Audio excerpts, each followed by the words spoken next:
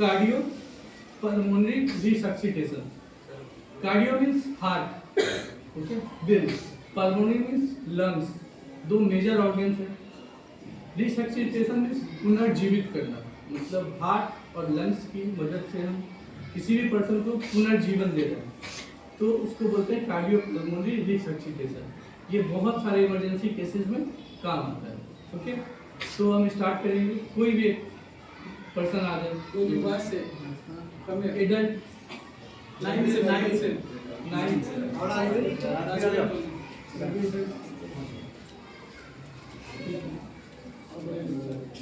ठीक है।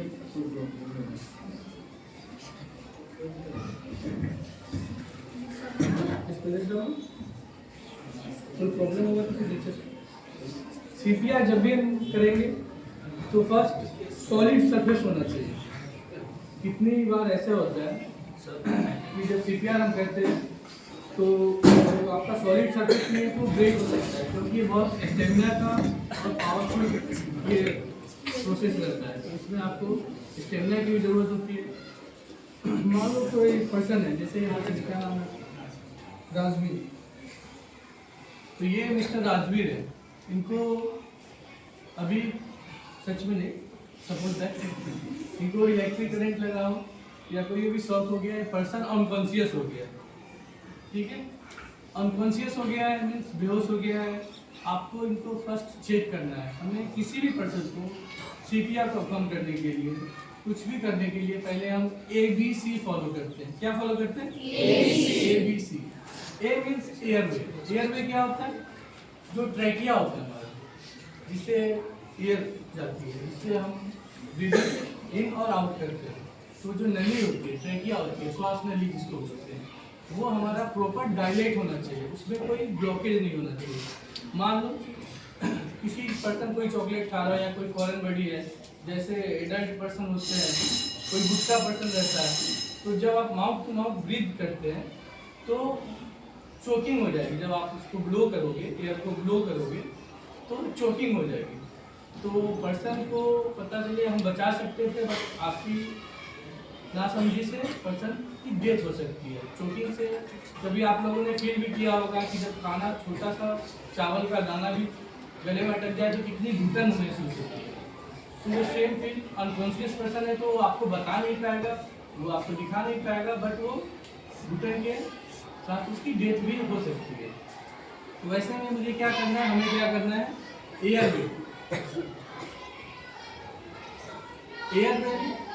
क्लियर करना है। कोई फॉरेन बॉडी है तो उसको निकालना है। मान लो पर्सन है मिस्टर राजवीर, ओके, ये अनकॉन्शियस हो गए, ठीक है, आप अनकॉन्शियस हो, तो फर्स्ट ऑफ ऑल हम ये कॉन्शियस लाने की ट्राई करेंगे, ओके, कि ये होश में आ जाए। तो इनको जगाएंगे।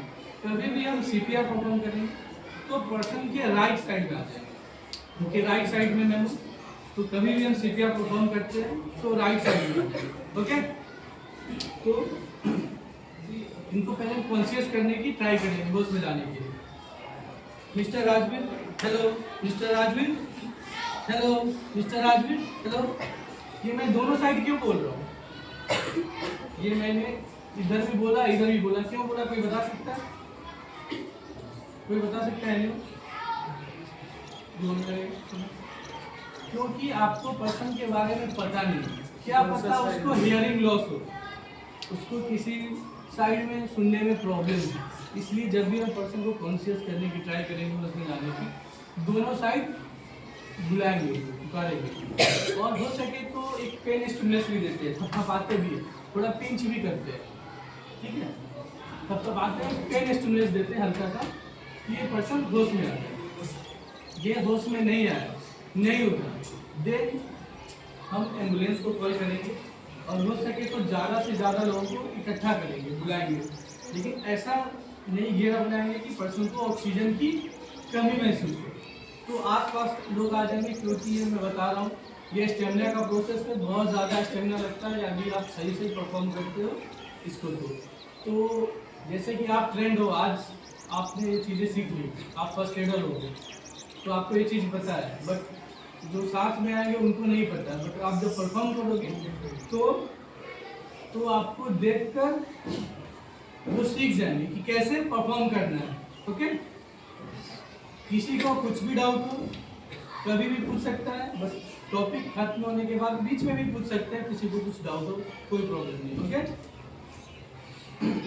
तो हम इन्हें कॉन्शियस में लाने की ट्राई करेंगे। एम्बुलेंस को कॉल करेंगे। एम्बुलेंस का नंबर क्या है?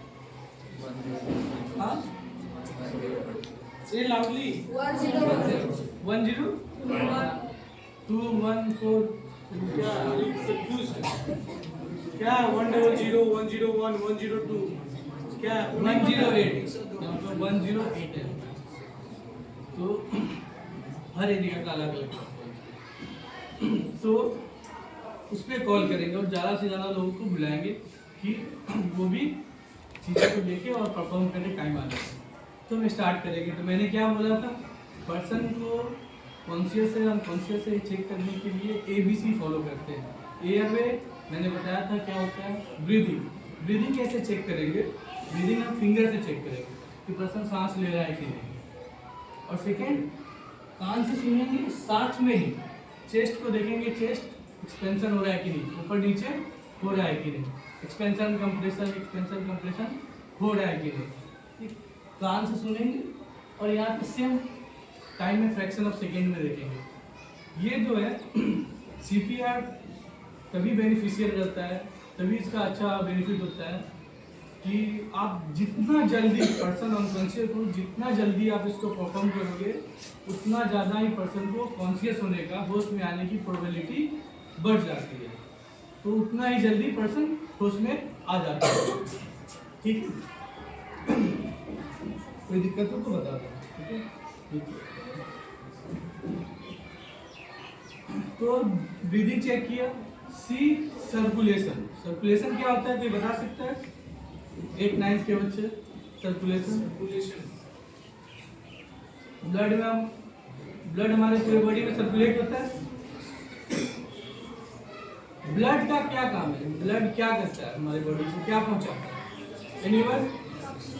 Oxygen. Very good. Blood oxygen carry करता है, कुछ मिनरल्स न्यूट्रिएंट्स वगैरह भी कैरी करता है। तो उसका मेन काम है न्यूट्रिएंट्स और ऑक्सीजन को पहुंचाना, क्योंकि एवरी सेल्स को, एवरी टिश्यूज को जिंदा रहने के लिए ऑक्सीजन चाहिए होता है। तो ऑक्सीजन एज ए ट्रांसपोर्टर काम करता है। तो ऑक्सीजन, ब्लड का काम है ऑक्सीजन को पहुंचाना एवरी सेल।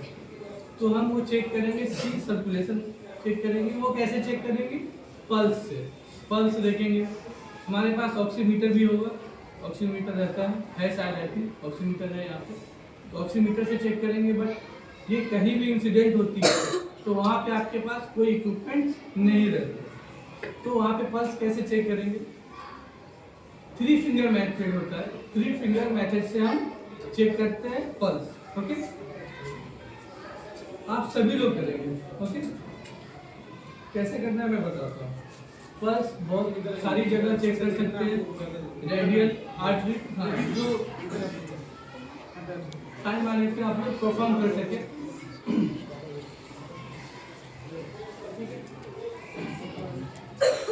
तो 3 फिंगर टेस्ट करते हैं इसमें, 3 फिंगर मेथड से। आप सपोज करो मोटर का पाइप है, ठीक है, उससे पानी फ्लो हो रहा है, उससे पानी फ्लो हो रहा है, आप उसको पुश करते हो, दबाते हो तो एक वेव बनता है। तो वैसे ही ब्लड में फील करने के लिए आप प्रेस करोगे तो आपको वेव बनेगा और उसको फील करना है। सिंपल सा ये। बहुत सारे बॉडी में हर जगह चेक कर सकते हैं। रेडियल आर्टरी होती है, कैरोटिड होती है, फ्यूमरल होती है, टिबियल होती है, बहुत सारी है। बट मेनली हम 2 करते हैं, रेडियल और कैरोटिड। मान लो किसी पर्सन के हाथ ही नहीं तो कैसे पल्स चेक करोगे? तो कैरोटिड चेक करेंगे। यहाँ पर क्या करना है? ये थंब है, आप सभी लोग हाथ को ऐसे देखेंगे, ये थंब है। थंब के बिल्कुल यहाँ पे, बिल्कुल नीचे रेडियल आर्टरी। कैसे करना है? 3 फिंगर है, फर्स्ट फिंगर से प्रेस करना है, सेकेंड से भी करना है और मिडिल वन से फील करना है, बिल्कुल यहाँ पे नीचे। तुम भी करो। वॉच करो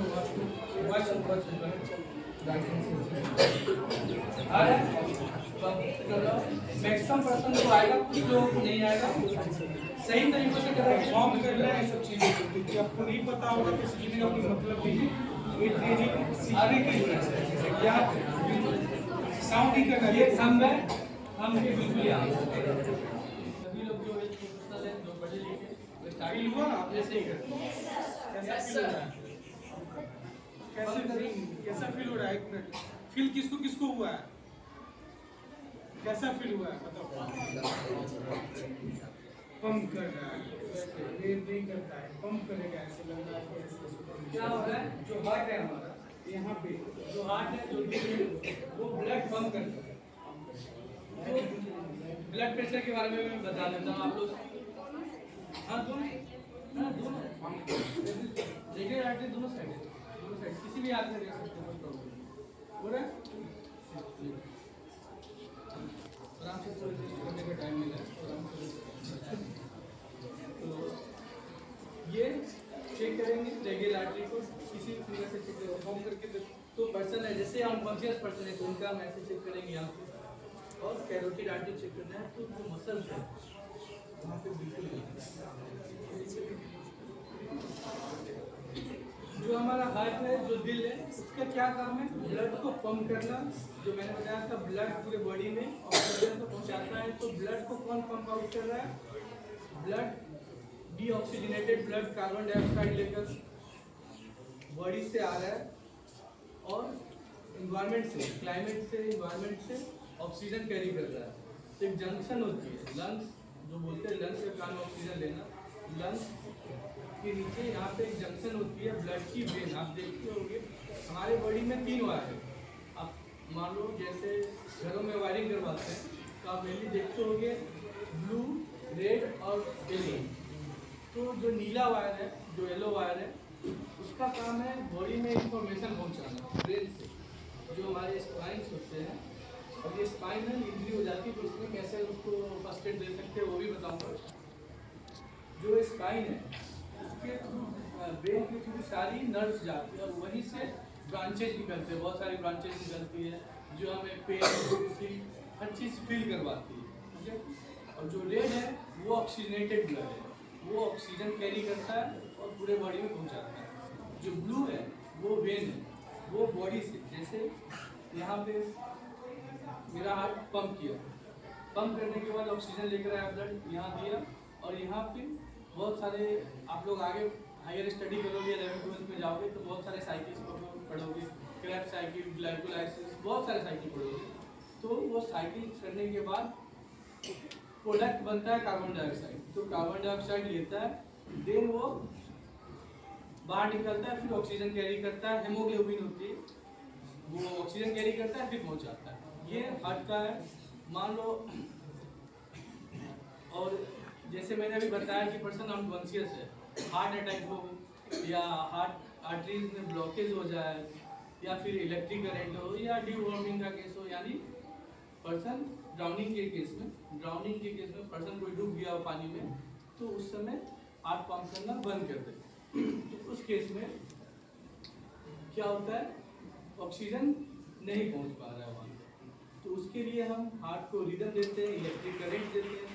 आप लोगों ने मूवीज वगैरह में देखा होगा कि चार्ज देते हैं, वो डिफिब्रिलेटर होता है, बहुत सारे आते हैं, इलेक्ट्रिकल आते हैं, और एडी बैटरी पे भी आते हैं आजकल। तो वो जहाँ पे रिस्क ज़्यादा रहता है, जो वर्कर्स होते हैं वहाँ पे एडी भी रहता है। तो ये मैनुअल मेथड है, एडी कितना भी आप करो, जो इलेक्ट्रिकल मेथड है, बट सीपीआर जो है मैनुअल, ये हमेशा काम करता है और ये हमेशा कंटिन्यू करना पड़ता है जब तक कोई हेल्थ प्रोफेशनल ना आ जाए। तो हम आते हैं मेन टॉपिक पे, सीपीआर। ये आइडिया आप लोगों को दिया कि समझ में आए, थोड़ी सी चीज़ें आप लोगों को आइडिया लगे कि कैसे काम करता है।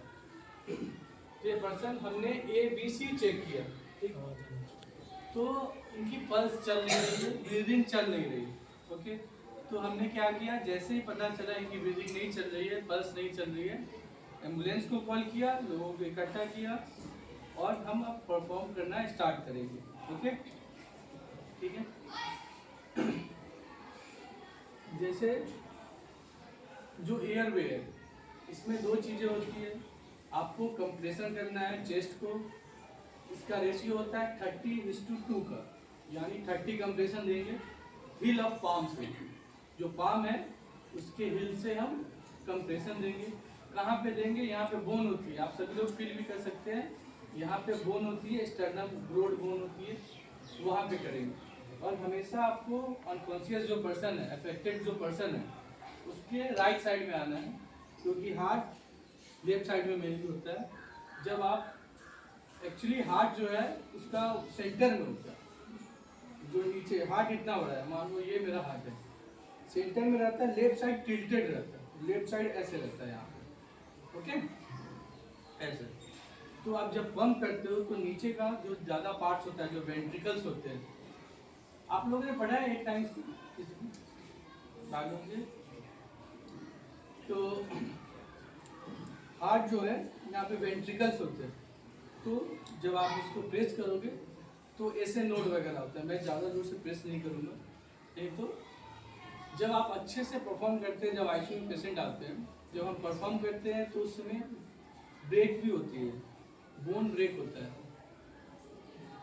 जो रिब्स है, रिब्स जो है, रिब्स की जो हड्डियाँ है वो ब्रेक हो जाती है जब अच्छे से परफॉर्म करते हैं। तो हमारा मेन इंपॉर्टेंट काम क्या है? पर्सन को रिवाइव करना। फ्रैक्चर्स जो है वो तो जुड़ जाएंगे, बाद में हड्डियाँ जुड़ जाती है, तो हमें मेन हमारा इंपॉर्टेंट क्या है? पर्सन को फर्स्ट तो रिवाइव करे, उसको रिकॉल करे, वो कॉन्शियस हो जाए पर्सन, ठीक है। तो लेफ्ट साइड में आकर हिल ऑफ पाम से स्टार्ट करेंगे। स्टार्ट करने से पहले हमारी पोजीशन होती है बॉडी की, वो जैसे हमेशा याद रखना है, मैंने स्टार्टिंग में बोला था हार्ड फ्लोर होना चाहिए, सॉफ्ट फ्लोर नहीं होना चाहिए, सॉलिड फ्लोर होना चाहिए, कि आप जब प्रेस करो तो टेबल वगैरह कुछ ब्रेक ना हो जाए। सबसे बेहतर मेथड है आप बेड पे, या जो आईसीयू के बेड होते हैं, या सॉलिड जो बेड होते हैं, स्ट्रॉन्ग बेड होते हैं, नहीं तो फ्लोर पे। सबसे बेस्ट मेथड है आप फ्लोर पे ही सीपीआर देना स्टार्ट करें। आप किसी को डाउट हो कि एडल्ट में क्या करते हैं, मैं ऐसे बता दूंगा। छोटे बच्चे में कितना कंप्रेशन हो जाना चाहिए, ये जो रेशियो है 30:2, ये सारे में सेम रहते हैं। जो छोटे बच्चे हैं, जैसे आयुष वहाँ पे बच्चे, तो उनमें हम रेशियो 15:2 का भी कर सकते हैं, और उनको एक हाथ से भी प्रेस कर सकते हैं। ऐसे हमें दोनों हाथ को, राइट हैंड को, जो हमारा वर्किंग हैंड है, राइट हैंड को पीछे रखेंगे और लेफ्ट हैंड को लॉक करेंगे। पहले हाथ आपका लॉक होना चाहिए, और जो फोर्स लगाएंगे वो पेल्विक रीजन से आना चाहिए, यहाँ से। और ये जो है ये बेंड नहीं होना चाहिए, टिल्टेड नहीं होना चाहिए, बेंड नहीं होना चाहिए वो, क्योंकि सिमेट्रिकल फोर्स लगे। आपका जो फोर्स, आप जो पावर लगा रहे हो वो डिवाइड नहीं हो, ऐसे 1 2 3 4 5 6 7 8 9 10। ये 30 कंप्रेशन करेंगे, then 2 times mouth to mouth breathe करेंगे, ब्लो करेंगे। कैसे करेंगे वो बताता हूँ। पहले क्या करना है, एयरवे में आपको क्या करना है, फॉरेन बॉडी है, कोई पार्टिकल्स है, कुछ भी है, पहले पर्सन का नेक है ऐसे टिल्ट करेंगे। इससे क्या हो रहा है, जो आपका ट्रैकिया है, जो श्वास नली है, पहले कॉन्स्ट्रिक्ट है, जब इस पोजीशन में आप लाते हो तो वो डायलेट हो जाता है। तो एयरवे आप जब ब्लो करोगे तो आसानी से जाएगा। हमने देखा इनका ब्रीदिंग भी नहीं चल रहा है, देन इनके सर पकड़ के चिन को नीचे की तरफ प्रेस करेंगे, माउथ ओपन होगा। जब हम ब्लो करेंगे तो नोज को प्रेस करेंगे, माउथ को ओपन करेंगे, क्योंकि जब आप ब्लो करोगे तो एयर बाहर निकल जाएगा। ब्लो कैसे करना है, जैसे ये फिंगर है, फिंगर को इनके माउथ पे रखना है, नोज को प्रेस करना है, और देन ब्लो करना है, माउथ टू माउथ ब्रीदिंग देना है।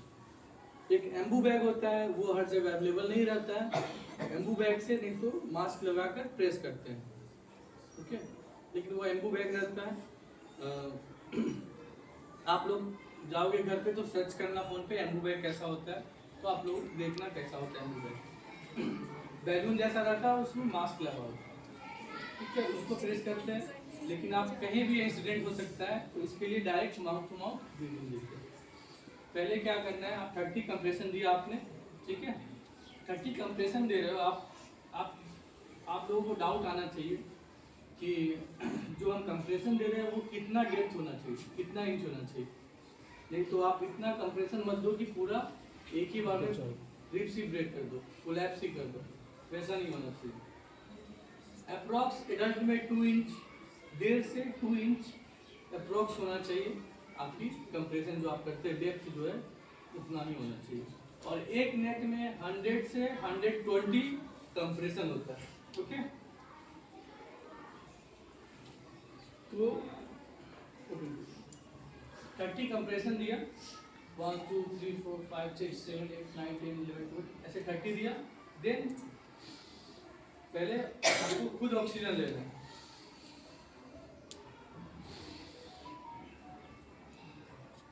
Mouth to mouth 2 times breathe करना है, देन कंटिन्यू करना है। और ये कब तक कंटिन्यू करना है? जब तक होश में नहीं आ जाए। वेरी गुड, जब तक ये होश में नहीं आ जाए तब तक करेंगे, या कोई हेल्थ प्रोफेशनल या एम्बुलेंस नहीं आ जाए तब तक करना है। इसलिए मैंने बोला था जब आप परफॉर्म करोगे बहुत स्टेमिना लगता है, 1 से 2 मिनट से ज़्यादा आप कर नहीं पाओगे, 2 मिनट से 3 मिनट से। तो इसलिए स्टार्टिंग में मैंने बोला था कि जितने हो सके लोगों को इकट्ठा कर लेना है कि आपके हो जाने के बाद वो करें, ठीक है, ओके। तो इनके लिए क्लैप।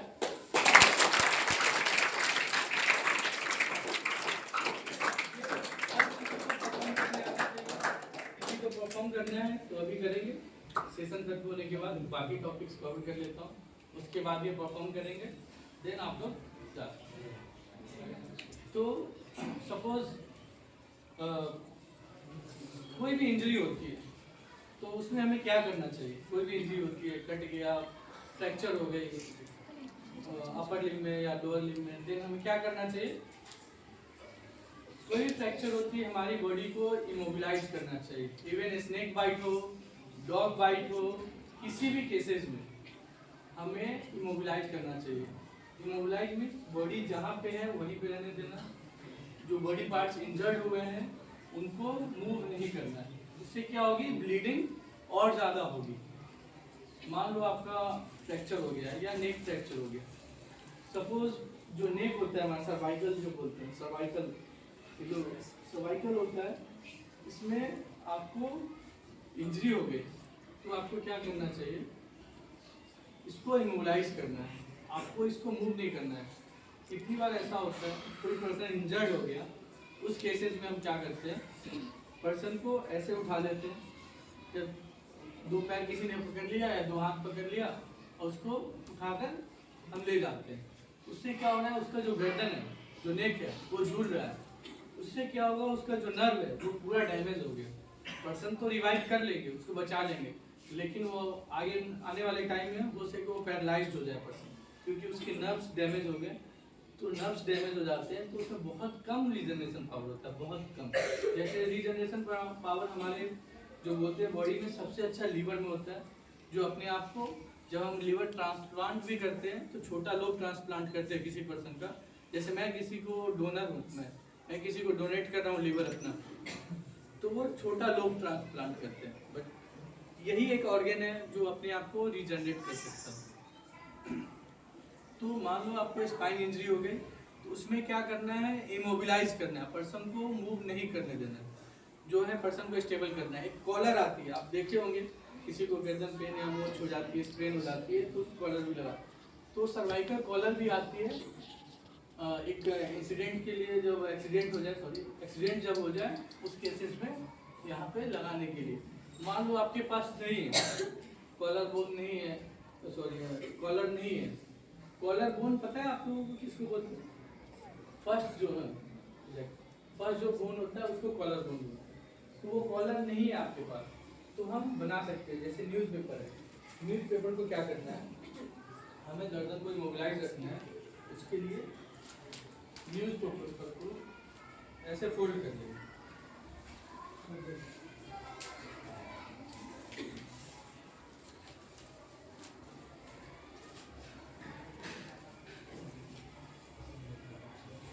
बहुत सारा न्यूज़पेपर लेंगे कि ये हार्ड हो जाए, और इसको ऐसे गर्दन के पास थोड़ा और लंबा करेंगे, इसको न्यूज़पेपर ज्वाइन करके तो गर्दन के पास ऐसे लगाना है, ऐसे लगाना है कि ये ब्लॉक ना हो, सांस लेने में प्रॉब्लम ना हो, बट इसको मोबिलाइज कर देंगे और थोड़ा न्यूज़पेपर लगाना। इससे क्या होगा, हमारा जो नेक है, जो सर्वाइकल है, वो मूव नहीं करेगा, वो फिक्स हो जाएगा। आप देखते होंगे पुराने टाइम में किसी को फ्रैक्चर होता है तो कोई स्प्लिंट बोलते हैं, अपने यहाँ गांव में बांस का या वुडन का, लकड़ी का कुछ भी यूज कर लेते हैं। तो उसका एम यही होता है कि जो फ्रैक्चर है उसको इमोबिलाइज करना। जो प्लास्टर करते हैं वो क्या कर रहा है, उसको फिक्स कर रहा है, तो वो हील जल्दी होती है चीज़ें, ठीक है। तो इसको फिक्स करना है। जैसे फिंगर में आपको फ्रैक्चर हो गया तो कुछ नहीं करना है, फिंगर में दो वुडन स्टिक्स, आइसक्रीम की स्टिक आती है ना, आइसक्रीम वाली, वो स्टिक एक इधर लगाना है, किधर लगाना है, और बैंडेज बांध देना, ठीक है। इससे क्या होगी, फिक्स हो जाएगी, थोड़ी टाइम में अपने आप हील हो जाएगी। बहुत ज़्यादा मल्टीपल फ्रैक्चर होते हैं तो उसमें ऑपरेट करने की ज़रूरत होती है, के वायर लगाकर उसको ऑपरेट करते हैं, बहुत सारी चीज़ें आईसीयू में ही फिर होता है। इस केस में आपको सर्वाइकल कोई इंजरी होती है, आप किसी रोड पे जा रहे हो ऐसा देखते हो, तो आप किसी की लाइफ बचा सकते हो फर्स्ट एड देकर, ठीक है। तो मान लो आपको स्नेक बाइट हो गया, स्नेक बाइट के केस में क्या करना चाहिए? फ्लो से कम करना चाहिए। हाँ, क्या करना चाहिए? सर ब्लड फ्लो को कम करना चाहिए, ज़्यादा ब्लड फ्लो होने से वो जो जहर। बिल्कुल बिल्कुल बिल्कुल सही, sir very good very good. जो स्नेक बाइट हो या डॉग बाइट हो, उस केस में ब्लड फ्लो को रोकना है। क्या होता है हमारी बॉडी में, आप सुनते होंगे, आप लोगों के लिए, तो इन लोगों को डॉक्टर के पास कभी नहीं गए होंगे, आप लोग सुनते होंगे कि डॉक्टर के पास जाते हो तो आपको बोलते हैं पानी ज़्यादा पीने के लिए, जिसको लो बीपी का प्रॉब्लम होता है, खासकर फीमेल्स में होती है, लो बीपी हो जाती है, क्योंकि फ्लूइड इंटेक कम होता है। और जो ब्लड है वो क्या है, फ्लूइड ही है। किसी भी कारण से हमारे बॉडी से फ्लूइड बहुत ज़्यादा निकल जाएगा तो बॉडी में फ्लूइड कम हो जाएगा, जिससे हाइपोवॉल्यूमिक शॉक, और शॉक में जाने से पर्सन की डेथ हो सकती है। तो फर्स्ट हमारा टारगेट रहता है ब्लड को रोकना। ब्लड रोकने से क्या होता है, हाइपोथर्मिया भी नहीं होता। हाइपोथर्मिया क्या होता है, टेम्परेचर, बॉडी का टेम्परेचर डाउन हो जाना, ठंडा पड़ जाना। तो खासकर इंजरी के केसेस में, ट्रॉमा के केसेस में बॉडी को कवर करना चाहिए, ब्लैंकेट से कवर करना चाहिए कि बॉडी हमारा ठंडा ना हो, ओके। तो उसके टेम्परेचर को हम मेंटेन कर सकें, ठीक है। तो स्नेक बाइट में उन्होंने बहुत सही बताया, स्नेक बाइट में हमें ब्लीडिंग को रोकना है। कैसे रोकेंगे, जो पर्सन को किसी को बाइट हुआ है तो उन्हें क्या करना चाहिए, वहीं पे ही बैठ जाना चाहिए और बुलाना चाहिए किसी को हेल्प के लिए कि पर्सन को ले जाए। वो चल कर जाएंगे तो क्या होगा, ब्लड बहुत ज़्यादा सर्कुलेट होगा बॉडी में और पॉइजन पूरे बॉडी में जाएगा और वो फैल जाएगा, जिससे डेथ हो सकती है। 3 टाइप्स के पॉइजन स्नेक होते हैं, एक होता है न्यूरोटॉक्सिक, हेमोटॉक्सिक और माइलोटॉक्सिक। जो कोबरा हो गया वो आपका न्यूरोटॉक्सिक होता है, करंट वगैरह है सब हेमोटॉक्सिक होता है, और माइलोटॉक्सिक आपका पानी का जो सांप बोलते हैं वो रहता है जनरली, उससे आपको फीवर, वीकनेस ये सब होता है, और वो उतना ज़्यादा पॉइजनस नहीं होता। हमारा काम है फर्स्ट एडर की तरह, हम फर्स्ट एडर देंगे की तरह काम करेंगे। हम पर्सन को क्या कर रहे हैं, फर्स्ट एड प्रोवाइड कर रहे हैं कि वो जल्द से जल्द फर्स्ट एड देने के बाद हॉस्पिटल रेफर करना है, हमें एम्बुलेंस को कॉल करना है कि आगे की प्रोसेस वो करे, पर्सन की लाइफ को बचा सके, ठीक है। तो स्नेक बाइट में हम क्या कर रहे हैं, पर्सन को ब्लीडिंग को रोक रहे हैं। जैसे आपकी इंजर्ड होगी, जैसे मान लो मेरा ये लोअर लिम्ब, यहाँ पे स्नेक बाइट हो गया, तो हमें क्या करना है, सबसे पहले पर्सन को, मैं जो हूँ मूव नहीं करूँगा, यहीं पे लेटा रहूँगा, बैठा रहूँगा, पर्सन को बुलाऊँगा। और एज ए फर्स्ट एडर, मान लो ये फर्स्ट एडर है, मैं फर्स्ट एडर है, कोई है, तो पर्सन ब्लीडिंग हो रही है तो उसको क्या करना है, सिंपल वाटर से या साबुन सोप वाटर से उसको वॉश करना है। वॉश किया, वॉश करने के बाद ब्लीडिंग रोकने के लिए जो बैंडेज है मैं बताऊँगा, यहाँ पे ये फर्स्ट एड आइटम्स यहाँ पे रहेंगे। किसी को इंजर्ड होती है तो आप ये यूज कर देंगे, इससे इन्फेक्शन नहीं होगा, उन्स जल्दी हील हो जाएंगे। मान लो यहाँ पे ब्लीडिंग हो गई, कोई भी ब्लीडिंग होती है, इवन डॉग बाइट भी है, डॉग बाइट भी करते हैं, उसमें भी ब्लीडिंग होती है, तो कॉटन बैंडेज की हेल्प से, इसका यूजेस बताऊंगा मैं लास्ट में। तो कैसे यूज करते हैं, इनकी हेल्प से क्लीन करेंगे, बैंडेज को टाइट करेंगे, उतना भी टाइट नहीं करेंगे कि ब्लड फ्लो ही बंद हो जाए। आपने देखा होगा पहले के टाइम बोलते थे लोग बांध दो काफ़ी टाइट, तो वो नहीं करना चाहिए। वो करने से क्या होता है, आपको सुपरफिशियली आपका इतना टाइट होना चाहिए बैंडेज कि आपका ब्लीडिंग रुक जाए, बस इतना ही। इतना नहीं कि क्लोज पैक बोलते हैं उसको, इतना नहीं होना चाहिए कि आपका ब्लड फ्लो ही बंद हो जाए, नहीं तो वो पार्ट्स जो है वो डैमेज हो जाएगा, फिर उसको काटना पड़ेगा। ओके, तो हमें जब बैंडेजिंग करेंगे तो टाइट करेंगे, ब्लीडिंग रोक दीजिए। इससे क्या होगा, आपने क्लीन बैंडेज से, स्टेराइल बैंडेज से आपने किया तो इन्फेक्शन भी नहीं होगा, पर्सन जल्दी हेल हो जाता है। कोई भी इंजरी हो, आपको टीटी का इंजेक्शन लेना है। टीटी डॉग बाइट में आपको एंटी रेबीज का लेना है और टीटी का भी लेना है।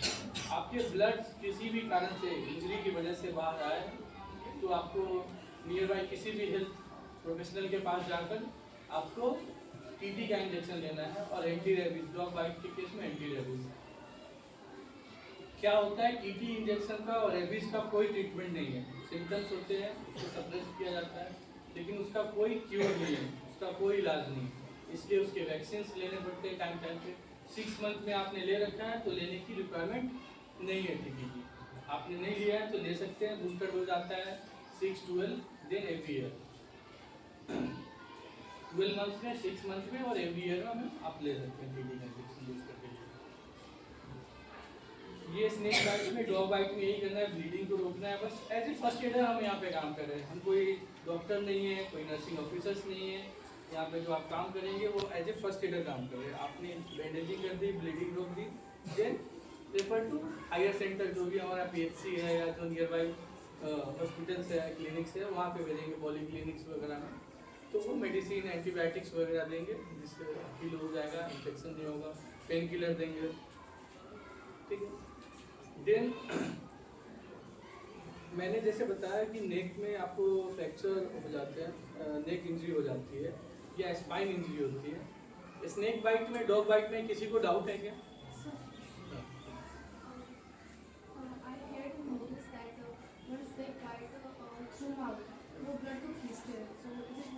नहीं, इट डजंट वर्क। आपको उस केस में क्या करना चाहिए बेटा, आपको उस केस में क्या करना चाहिए, ये बिल्कुल मिथ है कि पॉइजन को सीखना चाहिए, ये सब ऐसा कुछ नहीं होता है। नए पॉइजन नहीं आते, आप नहीं ले सकते। उससे प्रॉब्लम क्या हो सकती है, यदि आपके ऊन से मुंह में आपके छाले हैं, अल्सर्स है या कहीं पे कट लगा है, तो आप जब उसको खींचोगे, सब करोगे, देन जो स्लाइवा उसके थ्रू भी जाएगा पॉइजन, तो आपको भी इन्फेक्ट कर सकता है। वो मूवीज वगैरह भी अच्छे लगते हैं, वैसे भी प्रैक्टिकल नहीं है बिल्कुल कि आपको सब करना चाहिए माउथ के थ्रू, बिल्कुल नहीं, ऐसा नहीं करना है। ओके, वो आप भी इन्फेक्ट हो सकते हो, आपके अल्सर्स हो, आपके स्टमक में, आपके जो इंटेस्टाइनल पार्ट्स कहीं भी हो जाते हैं, डाइजेस्टिव सिस्टम में जाते हैं, तो भी प्रॉब्लम हो सकती है। तो ये बिल्कुल मिथ है, ये नहीं करना चाहिए। आपको क्या करना चाहिए, एज ए फर्स्ट एड, जैसे मैंने बताया, फर्स्ट एड देना है, then refer to higher centre. कोई सिम्टम्स है, आपको स्नेक बाइट के केस में पैनिक नहीं होना चाहिए, एंजाइटी नहीं होना चाहिए। कितनी केसेज ऐसी आती है, 70 to 75% केसेज ऐसे हैं इंडिया में। हमारे यहाँ उतने पॉइजनस स्नेक नहीं है जितने अदर्स कंट्री में। वो डेथ जो होती है सिर्फ पैनिक की वजह से, एंजाइटी की वजह से होती है, हार्ट फेलियर की वजह से होती है।